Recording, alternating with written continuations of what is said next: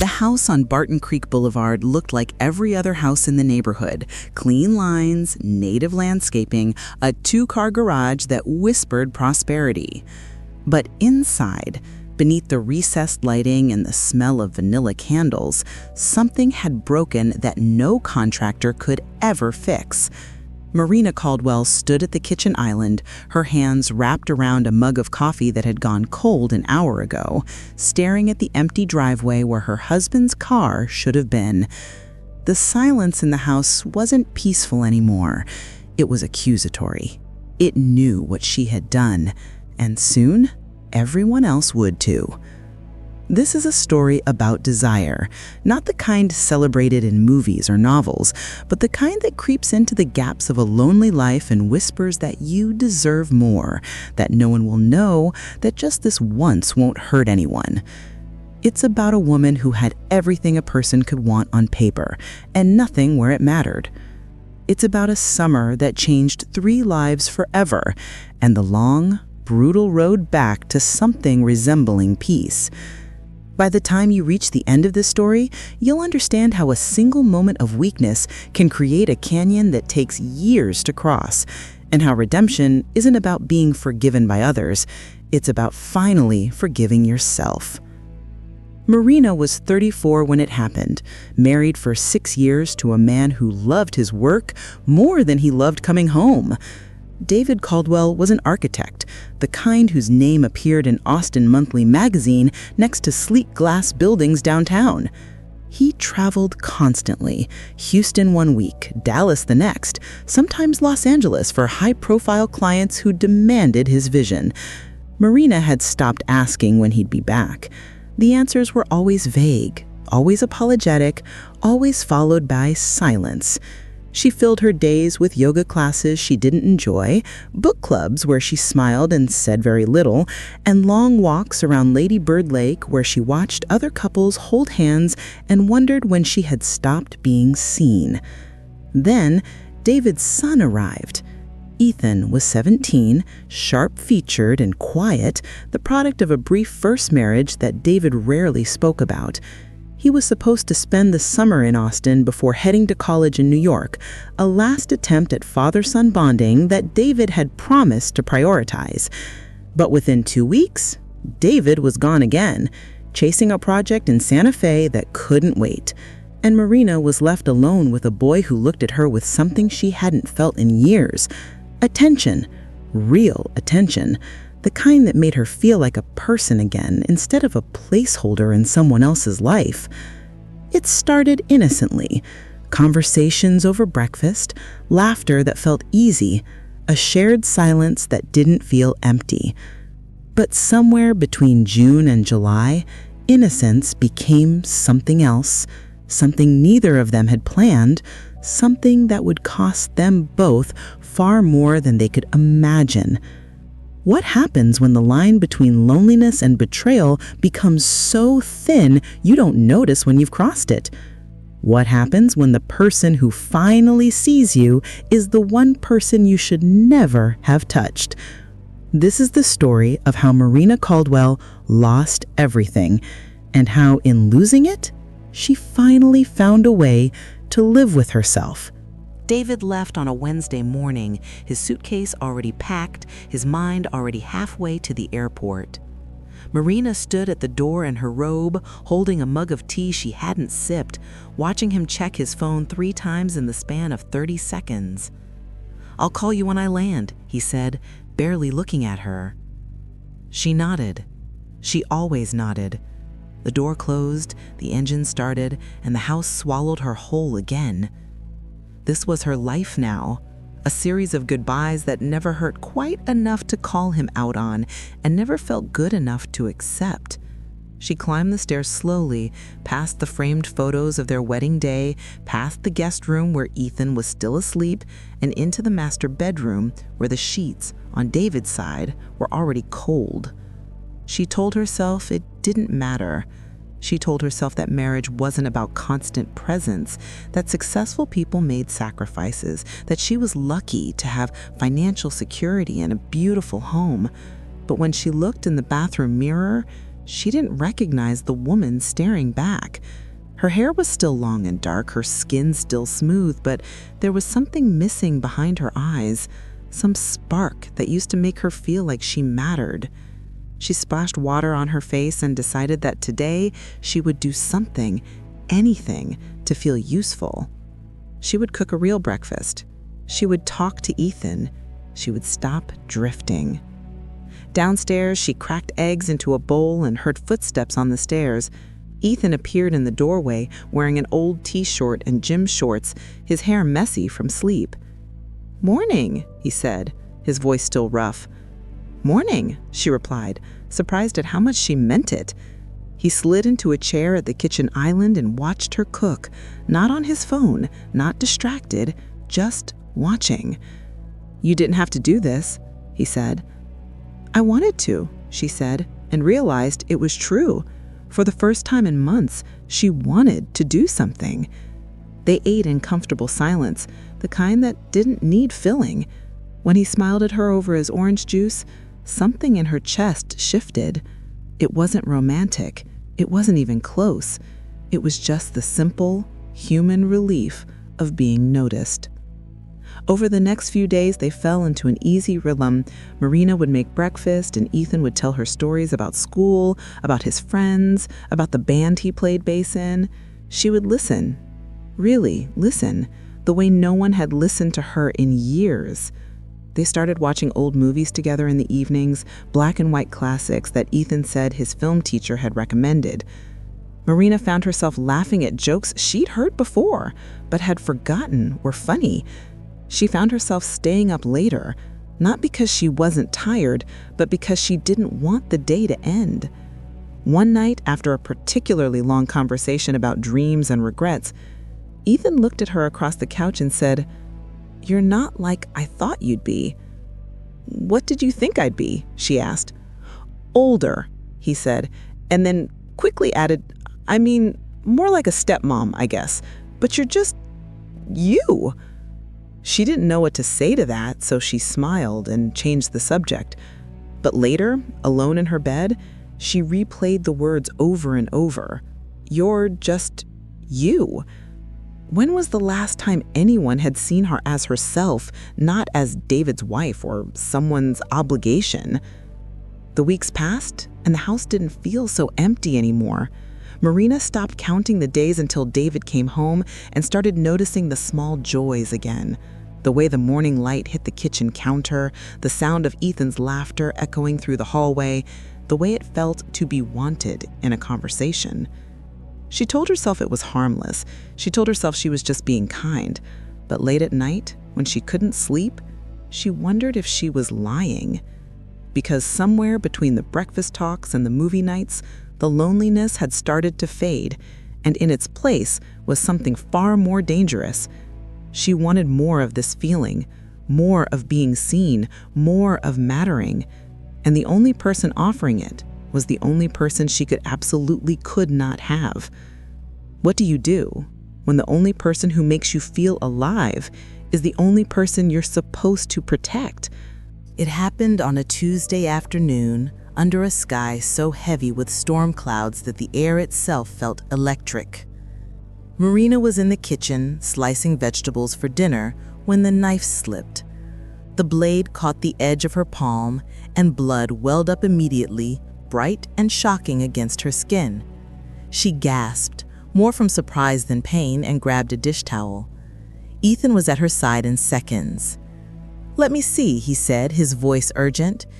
She held out her hand and he took it gently, unwrapping the towel to inspect the cut. His fingers were warm, steady, and for a moment she forgot about the blood entirely. "It's not deep," he said, "but we should clean it." He led her to the sink, running cool water over the wound while she stood there, suddenly very aware of how close he was standing, how his breath was steady and calm while hers was anything but. He dried her hand carefully, then rummaged through the drawer for a bandage. "You're terrible at cutting vegetables," he teased, and she laughed. A real laugh, the kind that surprised her. "I'm usually better at it," she said. "Sure you are," he replied, his grin making her feel like she was 20 again. He wrapped the bandage around her palm, his touch lingering just a second longer than necessary. Their eyes met, and for the first time, she saw something in his expression that made her stomach twist, something that looked a lot like the same confusion she'd been carrying for weeks. He stepped back quickly, clearing his throat. "All done," he said. She nodded, her voice lost somewhere between gratitude and guilt. That night, the storm finally broke. Rain hammered against the windows and thunder rolled across the city like a warning. Marina couldn't sleep. She lay in bed, staring at the ceiling, replaying the moment over and over. The way he'd looked at her, the way her heart had raced, the way she hadn't pulled her hand away. Around midnight, she gave up and went downstairs to make tea. The kitchen was dark except for the glow of the under-cabinet lights. She filled the kettle and turned to find Ethan standing in the doorway. "Couldn't sleep either?" she asked. She shook her head. He walked over slowly like he was testing the air between them and leaned against the counter beside her. They stood in silence, listening to the rain, and then he said, "I've been thinking about earlier." "Me too," she whispered. "Marina..." He stopped himself, his jaw tight. She turned to face him, and the space between them felt impossible to measure. Too close, too far, too everything. "I know," she said, though she didn't know what she was agreeing to. He reached up, his hand brushing a strand of hair away from her face, and she didn't stop him.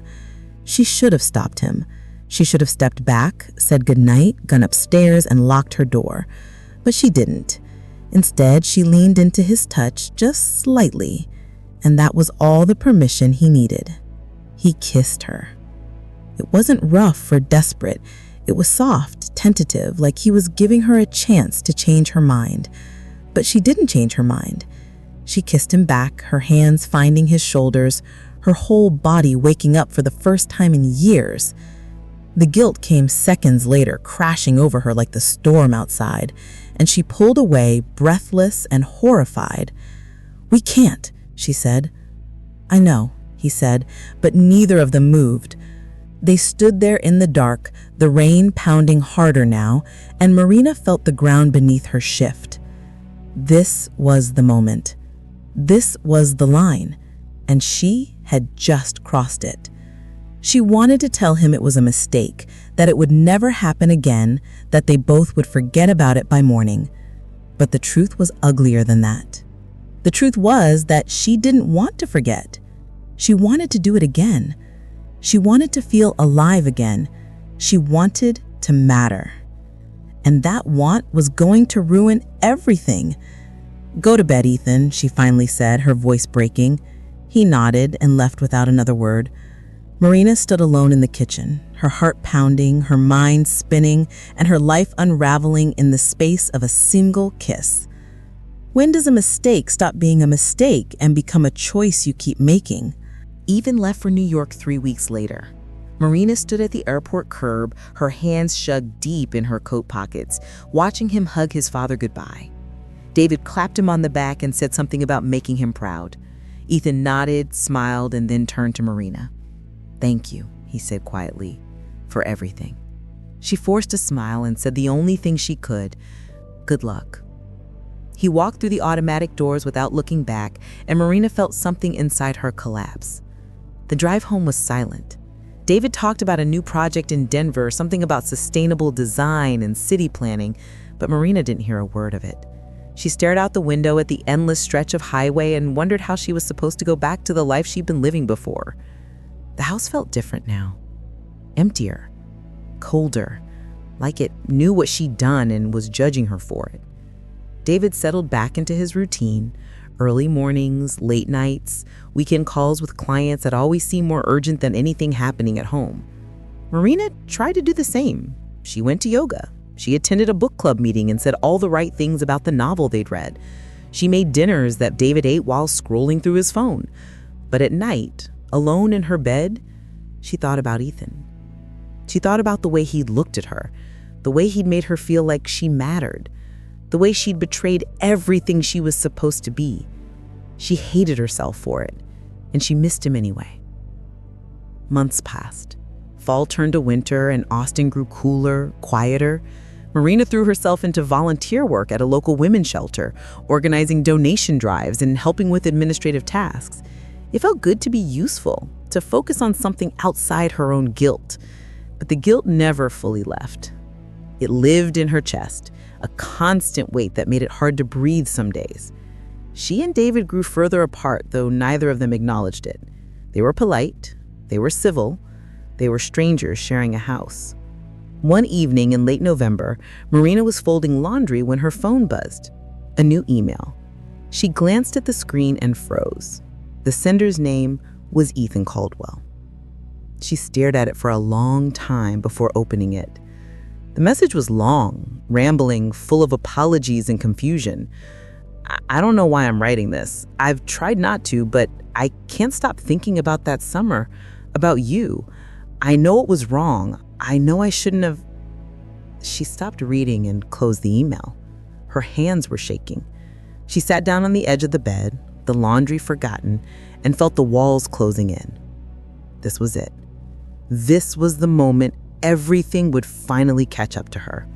She should have deleted the email. She should have blocked his address, but she didn't. Instead, she read it again and again. And each time the guilt grew heavier, but so did the ache of missing someone who had seen her more than invisible. 2 days later, David found it. Marina had left her laptop open on the kitchen counter, a careless mistake born from exhaustion and distraction. He was looking for a recipe she'd mentioned, something about roasted vegetables, and the email was right there on the screen. She came downstairs to find him standing in the middle of the kitchen, the laptop in his hands, his face pale. "What is this?" he asked, his voice low and dangerous. Marina's stomach dropped. "David, what is this?" he repeated, louder now. She couldn't speak, couldn't move, couldn't do anything but watch as the life she'd been barely holding together finally shattered. "You kissed him," David said, reading from the screen. "You kissed my son." The words hung in the air like poison. Marina opened her mouth to explain, to apologize, to beg, but nothing came out. And in that silence, everything she tried to bury came flooding to the surface. How do you explain the inexplicable? How do you defend the indefensible? The fight that followed was the kind that leaves scars. David screamed words Marina didn't know he was capable of saying. She tried to explain, tried to make him understand the loneliness, the years of being ignored, the desperate need to feel like she mattered. But every word came out wrong, sounding like excuses instead of reasons. "So this is my fault?" David shouted, his voice echoing through the house. "I work too much, so you seduce my son?" "It wasn't like that," Marina said, tears streaming down her face. "Then what was it like?" he demanded. "Tell me, Marina, what was it like?" She couldn't answer, because the truth was too ugly. The truth was that she had wanted it, she had chosen it, and no amount of loneliness could change that. David paced the kitchen, his hands in his hair, his breathing ragged. "He's 17, he said, his voice breaking. 17, Marina." "I know," she whispered. "Do you?" he asked, turning to face her. "Do you have any idea what you've done to him, to me, to this family?" She nodded, though she knew he wasn't really asking. He was stating a fact. She had destroyed everything. He picked up his keys from the counter and walked toward the door. "Where are you going?" she asked. "I don't know," he said without looking back. "Anywhere but here." The door slammed and Marina was alone again. But this time, the silence wasn't just empty, it was final. David didn't come home that night, or the next. Marina stayed in the house, moving through the rooms like a ghost, unable to eat, unable to sleep, unable to do anything but replay the fight over and over in her mind. She thought about calling him, but what would she say? She thought about calling Ethan, but what right did she have? She had done this. She had made this choice. And now she had to live with it. On the third day, David's lawyer called. Marina sat at the kitchen table, listening to the woman on the other end of the line explain the terms of the separation agreement in calm, professional language that made Marina's life sound like a business transaction. She signed the papers without reading them. What was the point? She had already lost everything that mattered. The neighborhood found out quickly. Austin was a big city, but Marina's circle was small, and gossip moved faster than sympathy. Friends stopped calling. Invitations dried up. Women she'd known for years crossed the street to avoid her at the grocery store. Marina became the story people whispered about at dinner parties, the cautionary tale, the woman who had everything and threw it away for something unforgivable. She stopped going to yoga, stopped going to book club, stopped leaving the house unless absolutely necessary. The walls of her home, once suffocating in their silence, now felt like the only safe place left. But even there, she wasn't safe from herself. One night, sitting alone in the dark living room, Marina looked at her reflection in the black screen of the television and barely recognized the woman staring back. Her hair was unwashed, her eyes hollow, her shoulders slumped in defeat. This is who I am now. This is who I've become. But somewhere beneath the shame, beneath the guilt, beneath the crushing weight of her mistakes, a small voice whispered something unexpected. You're still here. You're still breathing. So what are you going to do about it? Marina didn't have an answer. Not yet. But for the first time since everything had fallen apart, she allowed herself to consider the possibility that maybe, just maybe, she didn't have to stay in this darkness forever. Can you rebuild a life after you've burned it to the ground? If you're enjoying this story, don't forget to subscribe and turn on notifications. That way, you won't miss the next chapter of life, love, and redemption. David filed for divorce in January. Marina moved out of the house on Barton Creek Boulevard in February, packing only what fit in her car. A few boxes of clothes, some books, a lamp she'd bought at a thrift store years ago. She didn't take the photos, didn't take the furniture, didn't take anything that reminded her of the life she'd lost. She found a small apartment in South Austin, a second-floor unit above a coffee shop that smelled like burnt espresso and ambition. The walls were beige, the carpet was stained, and the air conditioner rattled like it was angry. It was perfect. It was punishment. It was all she deserved. She got a job at a nonprofit that helped formerly incarcerated women reintegrate into society. The pay was terrible, the hours were long, and the work was emotionally exhausting. Marina spent her days answering phones, organizing files, and sitting in on group therapy sessions where women talked about the mistakes they'd made and the people they'd hurt. She listened to their stories of addiction, abuse, desperation, and saw herself in every single one. These women weren't monsters. They were human. They had made bad choices, sometimes terrible choices, and they were trying to find a way back to something resembling a normal life. Marina realized she was one of them now, not legally, but morally. She had crossed a line, and now she had to figure out how to live on the other side of it. The days were hard, but the nights were worse. Marina would come home to her empty apartment, heat up a frozen dinner she didn't eat, and sit on the couch staring at the wall. She didn't have friends anymore. She didn't have family. Her parents had passed years ago, and her younger brother had stopped returning her calls after he found out what happened.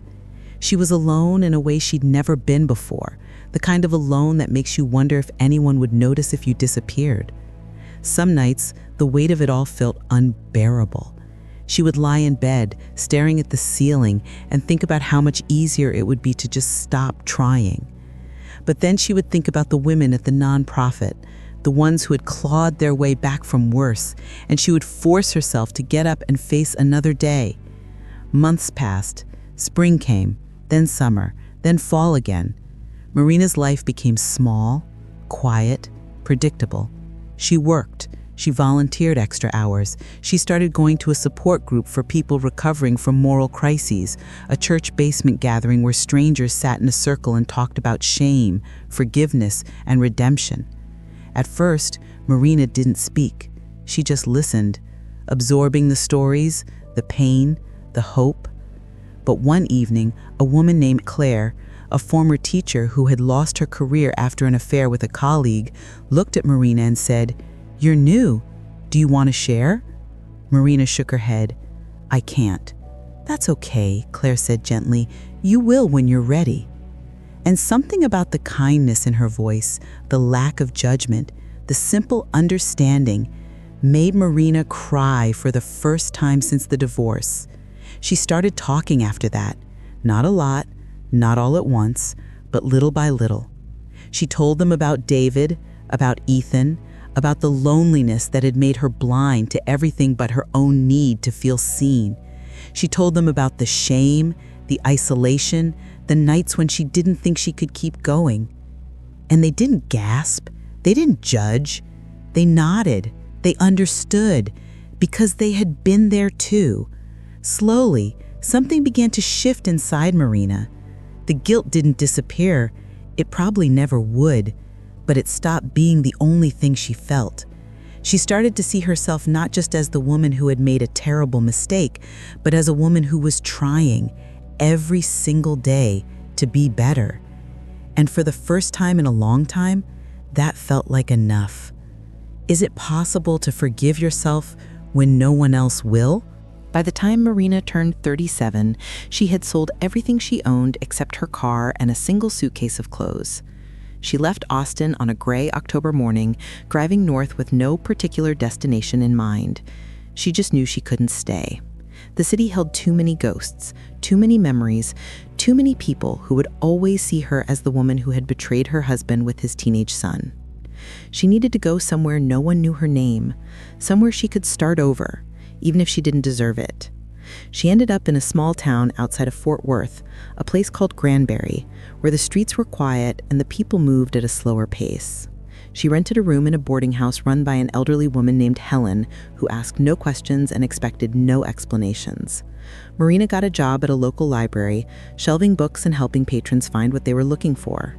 The work was simple, mindless, and exactly what she needed. She spent her evenings walking by the lake, watching the sunset paint the water in shades of orange and pink, and thinking about all the ways her life had gone wrong.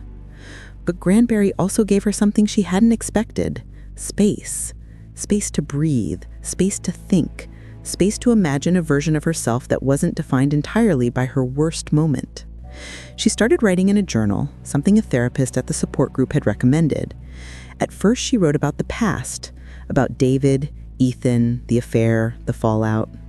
But slowly, she began writing about the present, about the quiet mornings at the library, about the kindness of Helen, who left fresh muffins on the kitchen counter every Sunday, about the small, fragile hope that maybe she could build something new, even if it would never make up for what she'd destroyed. One afternoon, a woman came into the library looking for books on addiction recovery. Her name was Joan, and she was in her 50s with tired eyes and a nervous smile. Marina helped her find what she needed, and as Joan checked out, she hesitated. "Can I ask you something?" Joan said. "Of course," Marina replied. "Do you think people can change?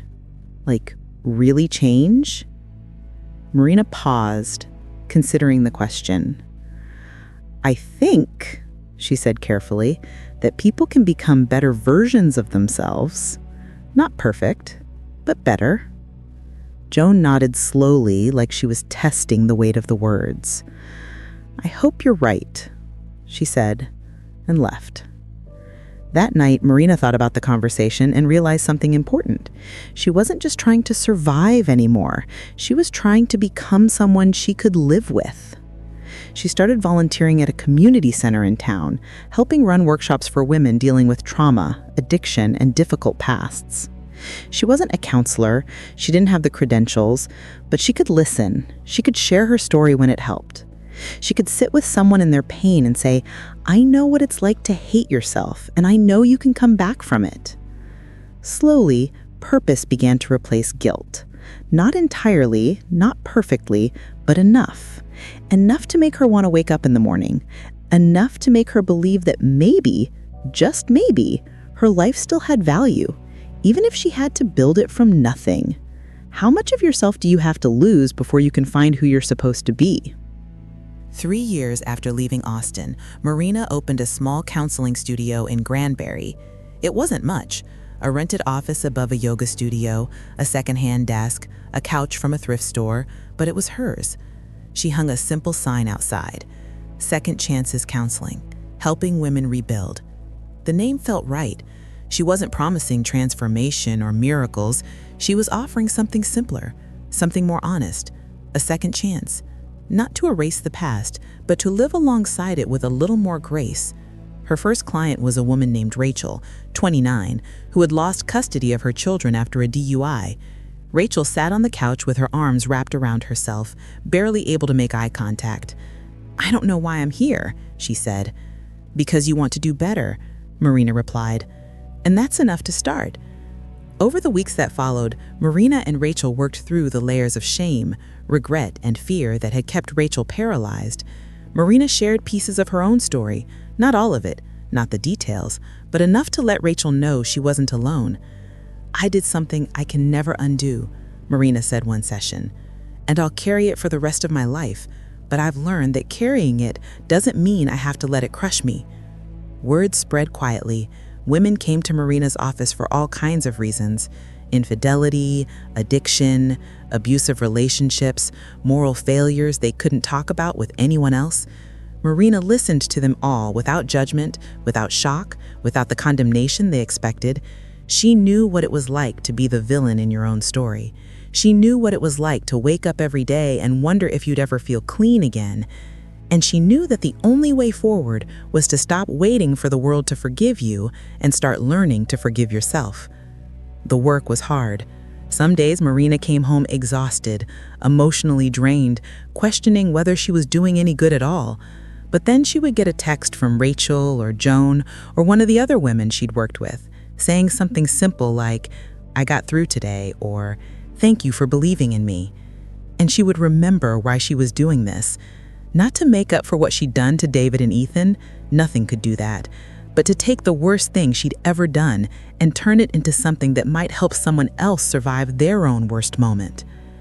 One evening, as Marina was locking up the office, she caught her reflection in the window. She looked older now. There were lines around her eyes, threads of gray in her hair, but there was something different in her expression, something she hadn't seen in years. It wasn't happiness exactly. It was quieter than that. It was peace. Not the kind of peace that comes from being forgiven, but the kind that comes from finally forgiving yourself enough to keep trying. She smiled at the reflection and thought, "I'm still here. I'm still standing, and that's enough." Can you find meaning in the wreckage of your own mistakes? Marina was 41 when David walked into her office. She was between clients, typing notes on her laptop when she heard the door open. She looked up, expecting Joan or Rachel, and froze. He looked older too, more gray hair, deeper lines around his mouth, but it was unmistakably him. For a long moment, neither of them spoke. "I saw your sign," David finally said. "Figured it had to be you." Marina stood slowly, her heart pounding. "David, can I sit?" he asked, gesturing to the couch. She nodded, too stunned to do anything else. He sat, and she took the chair across from him, the same chair she sat in with every client, but this felt entirely different. "How did you find me?" she asked. "I didn't," he said. "I'm here for work. Fort Worth project. I was driving through town and saw the sign." He looked around the small office, at the secondhand furniture, the framed quotes on the wall, the stack of self-help books on the corner table. "This is what you're doing now?" She nodded. "Helping people?" "Trying to," she said quietly. He was silent for a moment, then said, "I thought about what I would say if I ever saw you again. I had a whole speech planned." "And?" she asked, her voice barely above a whisper. "And now that I'm here, I don't need it." David leaned back, his hands folded in his lap. "I was angry for a long time," he said. "At you, at Ethan, at myself for not seeing what was happening. I blamed everyone, but mostly I blamed you." Marina nodded, tears welling in her eyes. "You should have," she said. "I deserved it." "Maybe," David said. "But after a while, the anger just ran out." I got tired of carrying it. I got tired of hating you." He looked at her, really looked at her, and for the first time in years, she didn't see rage or disgust in his eyes. She saw something closer to understanding. "I'm not here to forgive you, Marina. I'm here to tell you that I've moved on. And I hope you have too." Marina wiped her eyes, surprised by the relief she felt.